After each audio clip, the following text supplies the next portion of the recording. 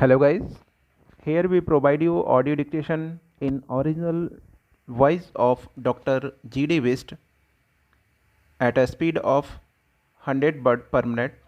If you want more these type dictations at a different speed of all books, Hindi or English, then subscribe, like, share or comments also on my channel, and lot of thanks of any kind of suggestion.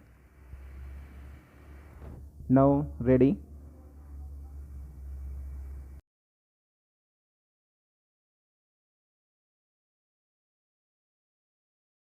Exercise 28.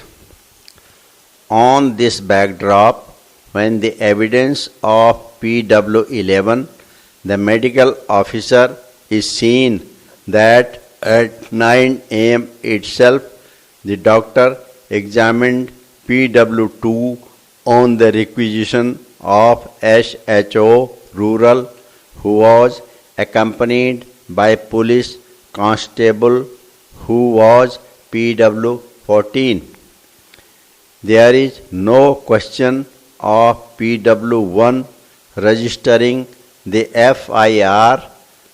PW14 also admitted that even by the time they reached the hospital, MLA was stated to have come to the hospital and the legal advisors were also found in the hospital.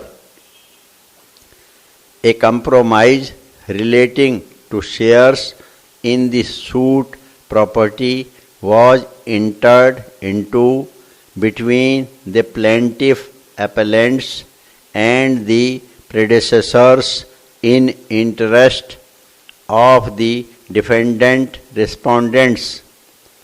The plaintiffs filed a suit for declaration that they were in possession as owner of share and in joint possession of half of the share of the land along with the respondents, and the entries in the revenue record of rights should be corrected.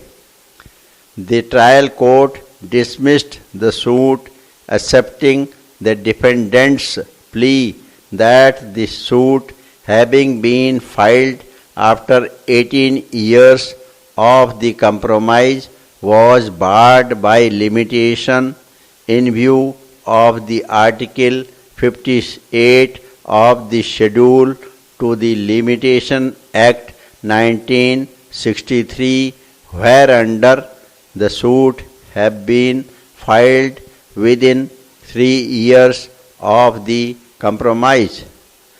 The plaintiffs, having remained unsuccessful in the trial first appeal as also in the second appeal, filed the appeal.